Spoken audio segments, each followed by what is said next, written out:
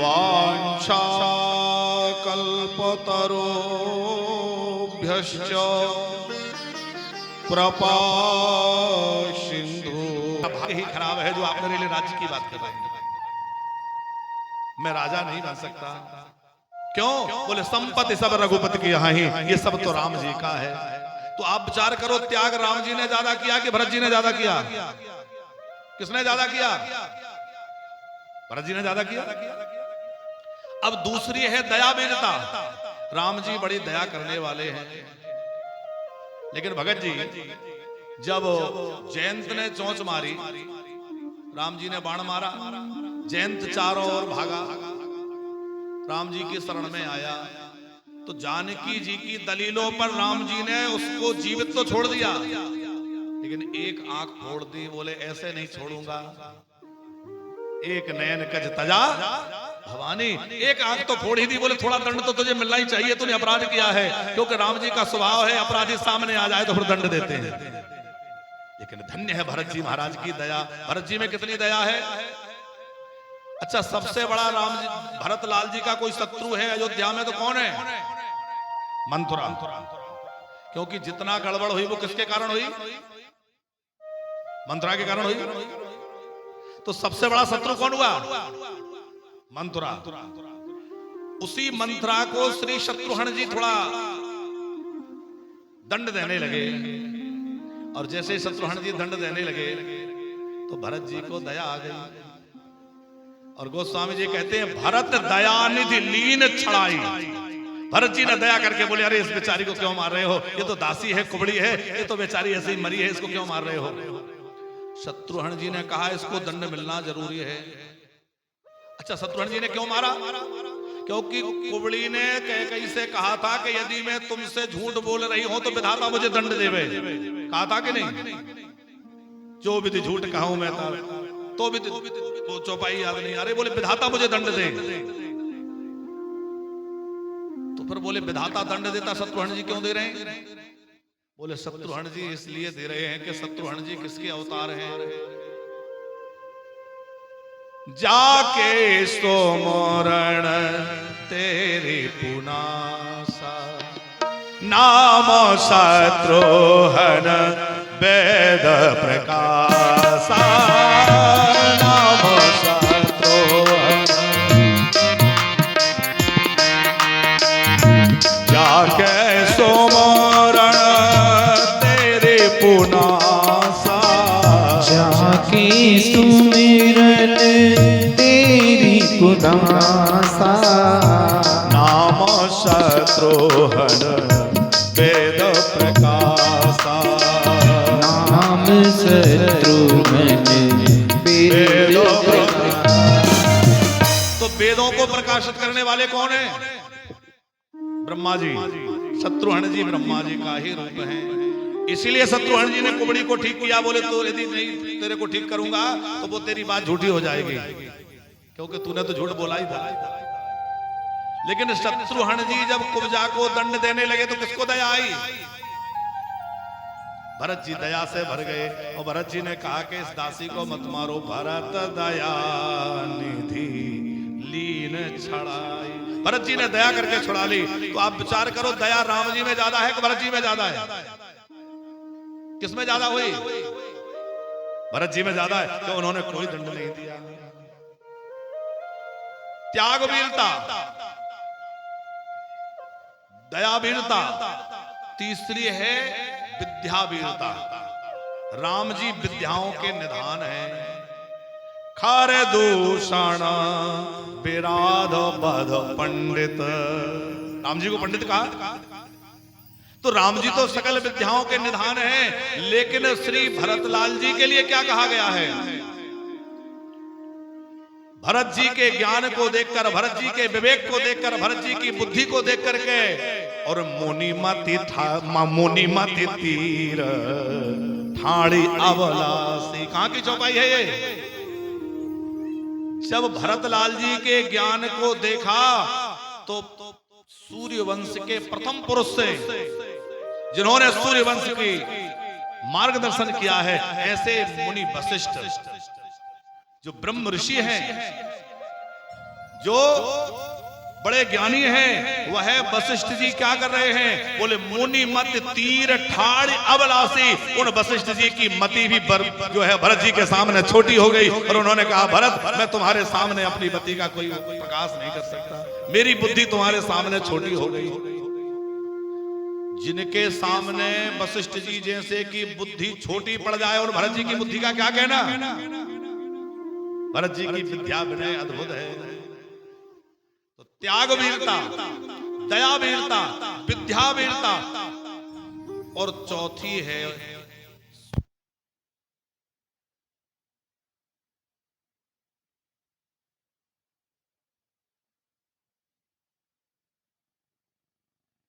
वीरता है कौन सी? धर्म वीरता।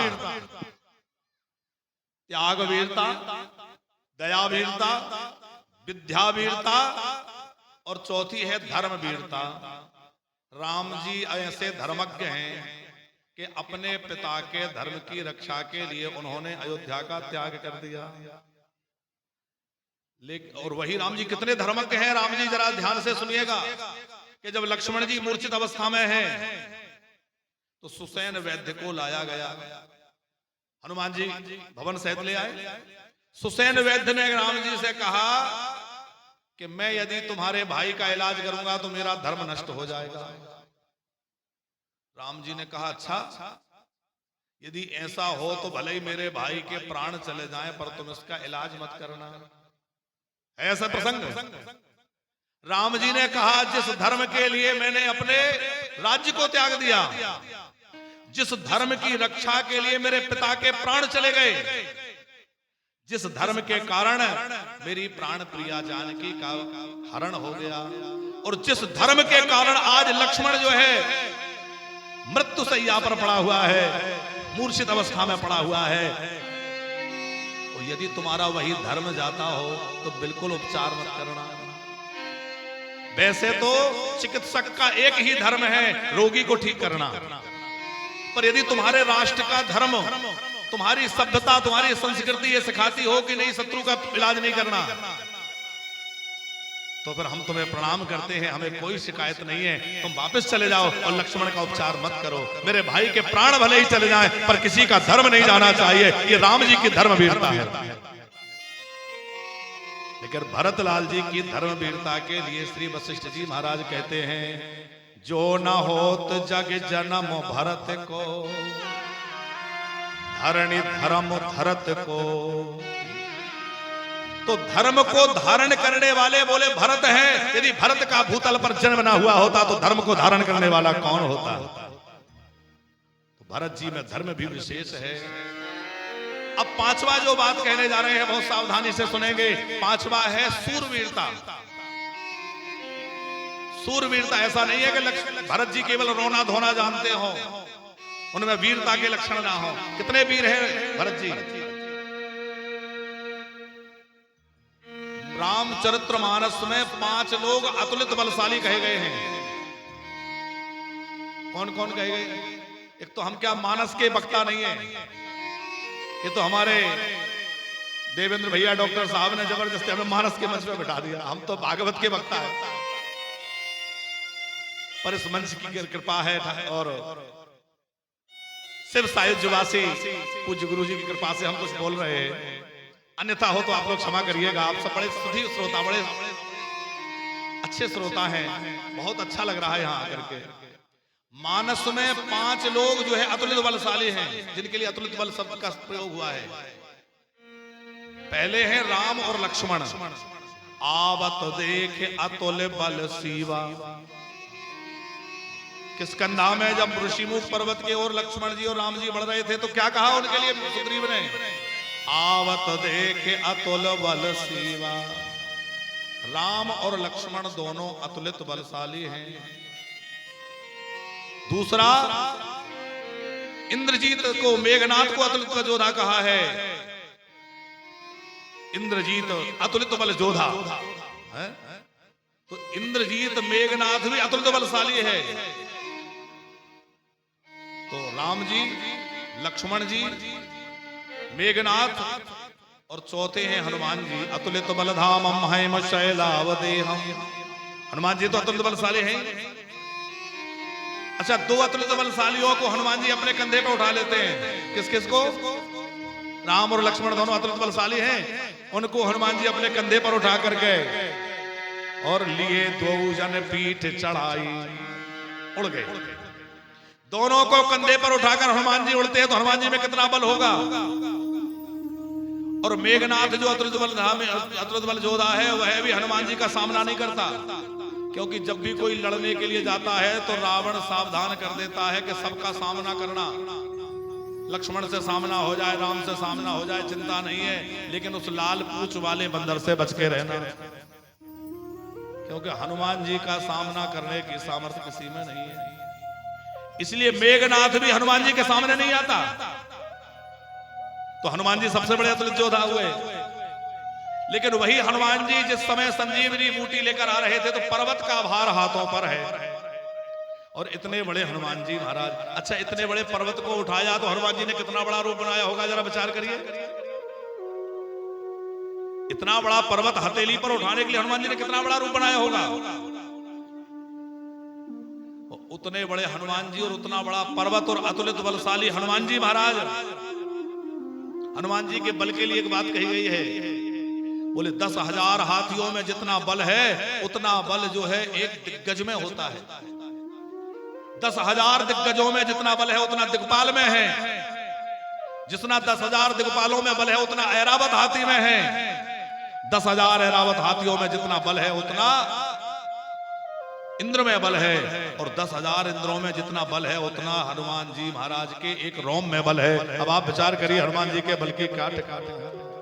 अतुलित बलधामम हेम शैलादेहम, ऐसे अतुलित बलशाली हनुमान जी महाराज हैं।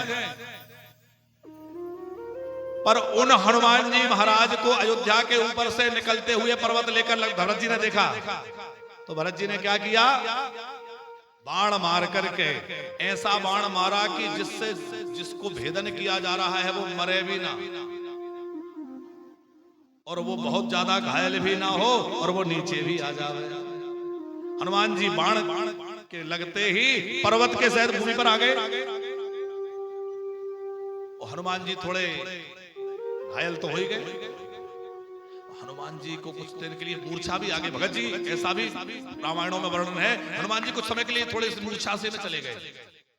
तो भरत जी ने कहा कि यदि मेरा राम प्रेम सच्चा है, मेरे हृदय में सच्चा राम प्रेम है, तो ये हनुमान उठ करके खड़े हो जाएं। और हनुमान जी तुरंत उठ करके खड़े हो गए। और हनुमान जी जैसे स्वस्थ हुए तो हनुमान जी के मन में अब एक बात विचार आया कि देखो राम प्रेमी तो ये है, यदि मैं सच्चा राम प्रेमी होता तो संजीवनी बूटी लेने जाने की आवश्यकता ही नहीं पड़ती। मैं लक्ष्मण के सामने खड़ा होकर कह देता कि यदि मैं सच्चा राम प्रेमी हूं तो लक्ष्मण उठकर खड़े हो जाएं, तो लक्ष्मण खड़े हो जाते, जैसे इन्होंने मुझे खड़ा कर दिया। पर कहीं ना कहीं मेरे भरोसे में कमी थी। तो हनुमान जी भी जिनके सामने संकुचित हो रहे हैं कि वाह भरत तुम्हारा राम प्रेम अद्भुत है, कि भरत सरे से को राम सनेही, भरत सरे से को राम सनेही, जग जपु राम राम जपु जे, जग जपु राम राम जपु जी, जग जपु राम राम जपु जे, जग जपु राम राम जपु जी। अब हनुमान जी महाराज को भी संकोच हो गया, लेकिन इसमें श्री भरत जी की सूरवीरता अभी भी पूरी तरह सिद्ध नहीं हुई। भगत जी हनुमान जी की सारी बात जब भरत जी को पता चली कि लक्ष्मण भैया मूर्छित हैं और सूर्योदय के पहले संजीवनी पहुंचना अनिवार्य है, तो भरत जी ने क्या कहा हनुमान जी से, आप मेरे बाण पर बैठ जाइए और आप पर्वत के सहित मेरे बाण पर बैठ जाइए और एक क्षण मात्र में आपको मैं यहां से लंका पहुंचा दूंगा। अब आप विचार करिए कि पर्वताकार से हनुमान जी महाराज और पर्वत को हाथ में लिए हुए हैं, तो कितना अधिक भार हो गया। इतने बड़े हनुमान जी और इतना बड़ा पर्वत, वो कहां अयोध्या है और कहां लंका है। और भरत जी कह रहे हैं कि तुम मेरे बाण पर बैठ जाओ तो एक क्षण भर में मैं तुम्हें अयोध्या से लंका भेज दूंगा। तो आप विचार करिए कि क्या भरत जी के अंदर वीरता की कमी है? भरत जी अतुलित बलशाली हैं, इसलिए भरत जी के लिए भी अतुलित बल का शब्द का प्रयोग हुआ है। तो पांचों प्रकार की वीरता श्री भरतलाल जी में है। धन्य है भरतलाल जी महाराज, जिनकी वंदना करते हुए गोस्वामी जी कहते हैं, जब भरत को गोस्वामी जी को राज कुटुंब की वंदना करनी थी मानस में, तो गोस्वामी तुलसीदास जी ने बहुत विचार किया कि मैं शुरुआत कहां से करूं। शुरुआत करने का कुछ समझ में नहीं आ रहा था। राम जी से शुरू करूं कि कौशल्या से शुरू करूं कि दशरथ जी से शुरू करूं, क्योंकि सभी अपने भाइयों की वंदना में सबसे पहले किसकी वंदना करी? प्रणबहु प्रथम भरत के चरणा, प्रणबहु प्रथम भरत के चरणा, जा सुने मोव्रत जाई न वरणा।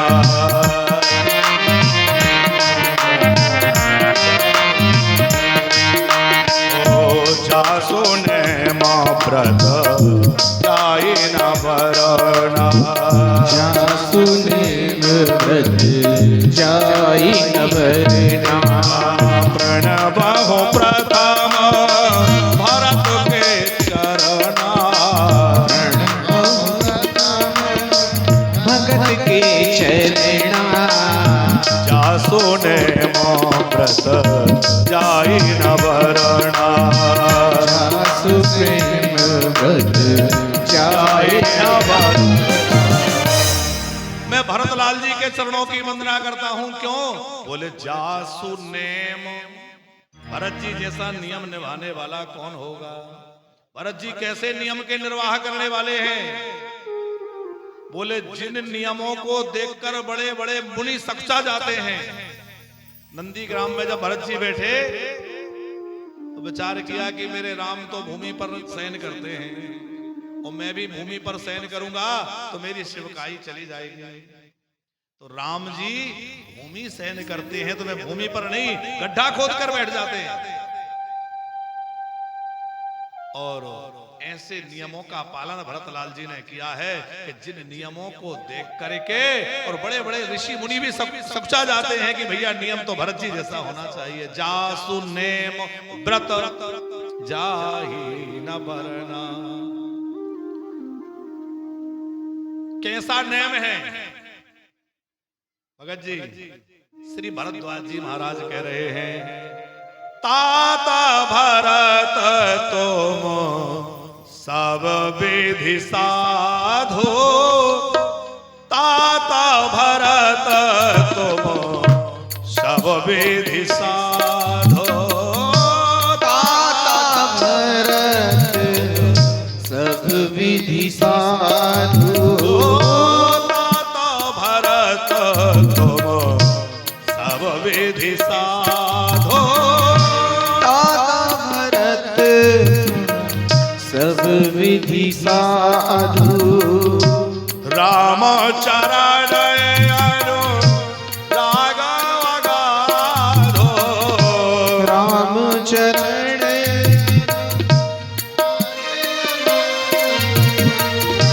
राम चरण अनुराग अगाधो। राम चरण अनुराग अगाधो। ताता भरत तुम सब विधि साधो। ताता भरत तुम सब विधि साधु। ताता भरत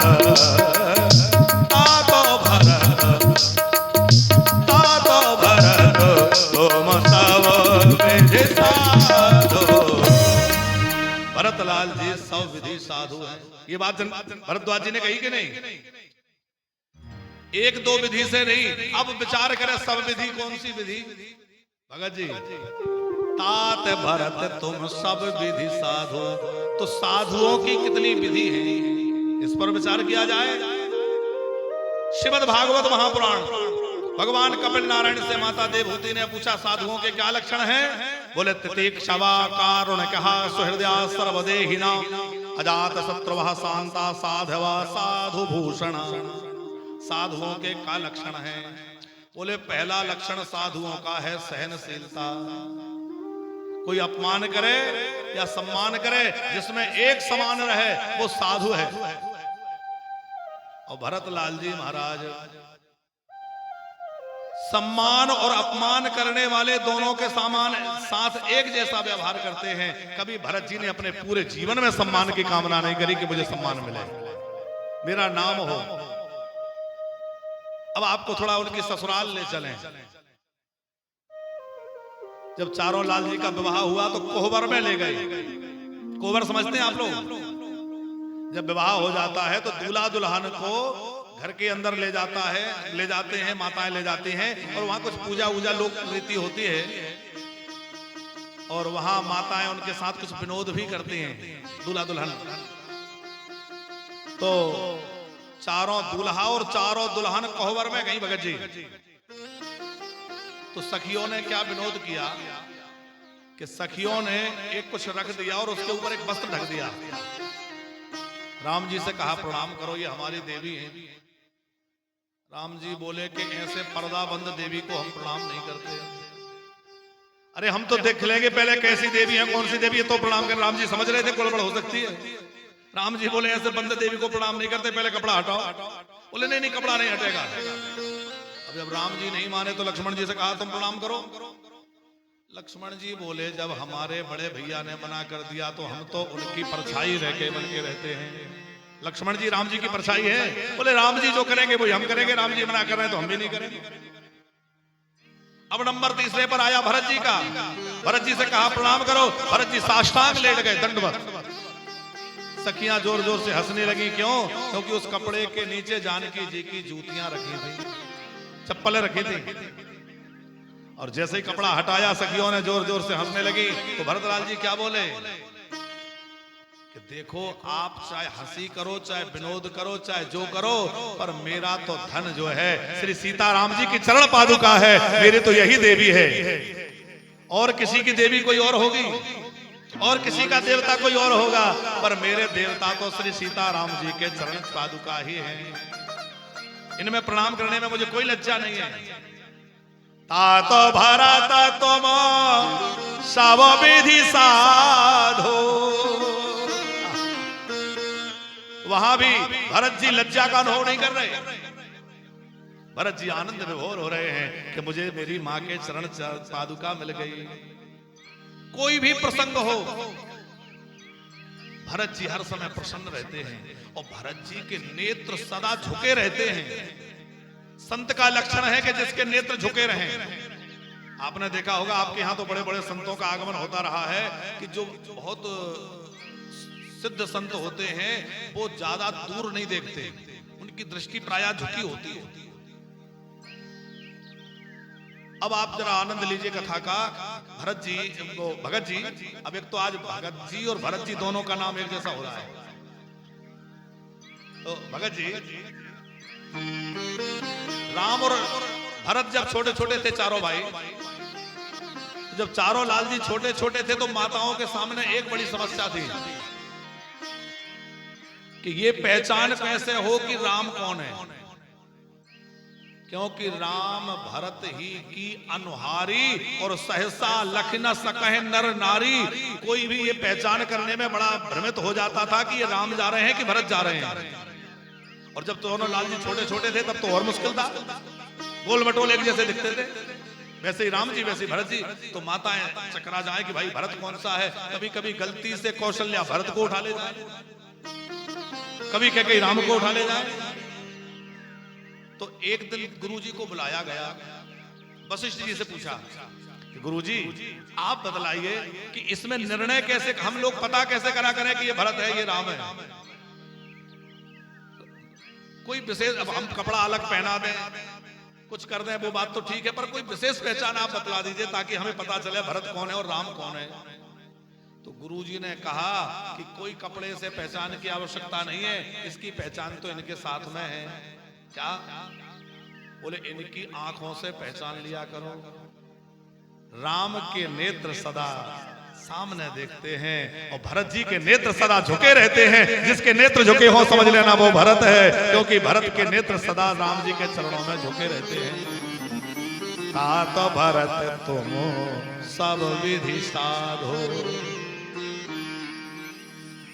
श्री भरतलाल जी महाराज जो है उनमें सहनशीलता बहुत है। संतों के लक्षण दीक्षवा कारुण्य कहा, जिसमें करुणा बहुत हो। और भरत जी तो करुणा के निधान हैं। हमारे राम जी तो करुणा निधान है ही, पर भरतलाल जी भी कम करुणा नहीं रखते हैं। भरत जी में कैसी करुणा है?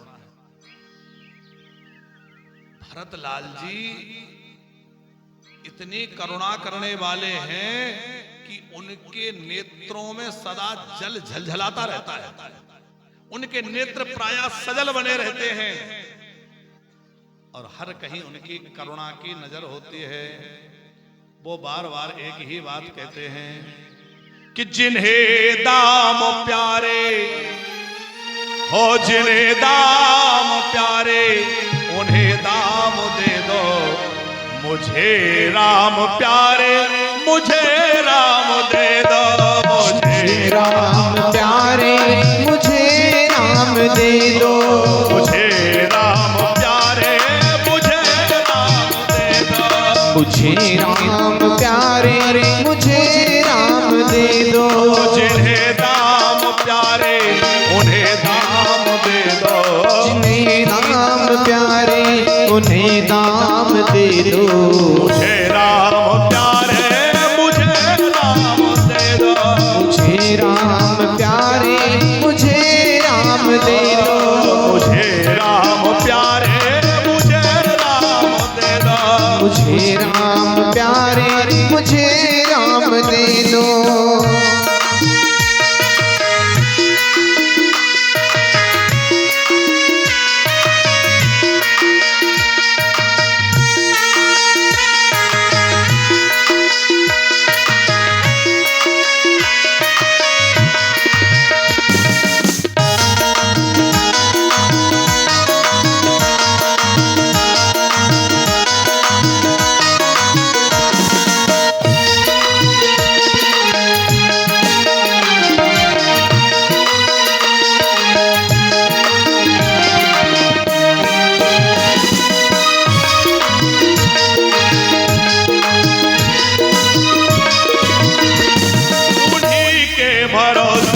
उन्हीं के सहारा।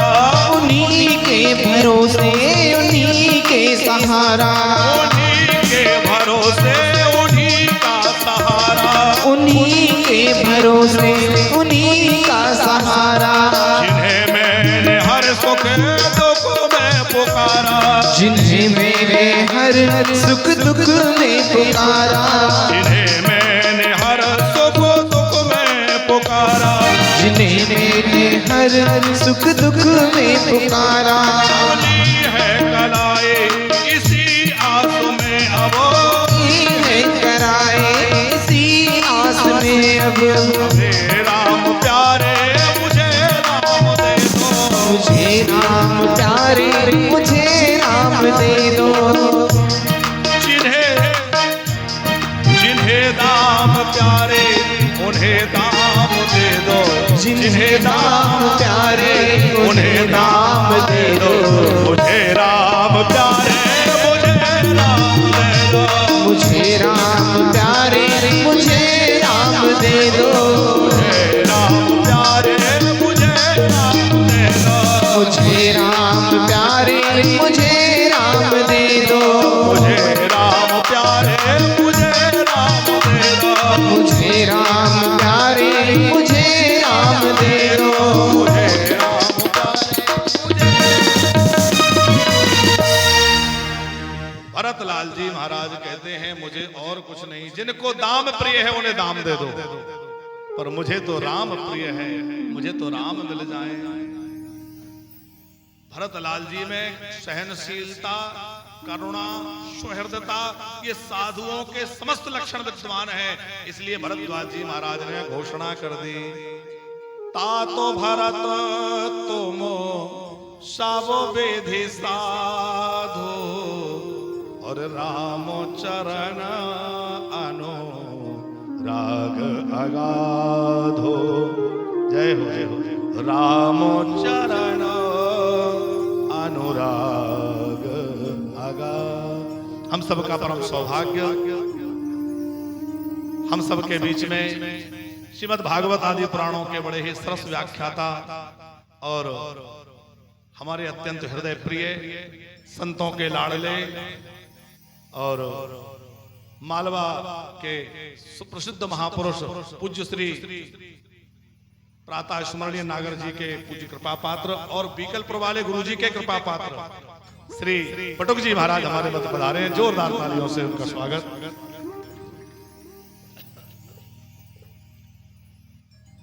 तो महाराज जी थोड़ी भरत जी के चरित्र पर चर्चा चल रही थी और बस 10-20 मिनट करके तो श्री भरतलाल जी महाराज से भरद्वाज जी कहते हैं कि तात भरत तुम सब विधि साधु, तुम सब प्रकार से साधु हो। अच्छा देखिए, हम लोग थोड़ा सा धन देख करके भी ललचा जाते हैं। भरद्वाज जी कैसे कह रहे हैं तात भरत तुम सब विधि साधु? भगत जी, जब भरतलाल जी महाराज पहुंचे भरद्वाज जी के आश्रम पर तो उन्होंने सोचा कि सारे अयोध्यावासी थके हुए हैं, श्रम करके आए हैं, भूखे प्यासे हैं, तो इनके लिए कुछ सुविधा जुटाना चाहिए। तो श्री भरतलाल जी महाराज की सेवा के लिए, अयोध्या वासियों की सेवा के लिए भरद्वाज जी ने क्या प्रबंध किया? रिद्धि सिद्धियों को स्मरण किया और अपने तपोबल के द्वारा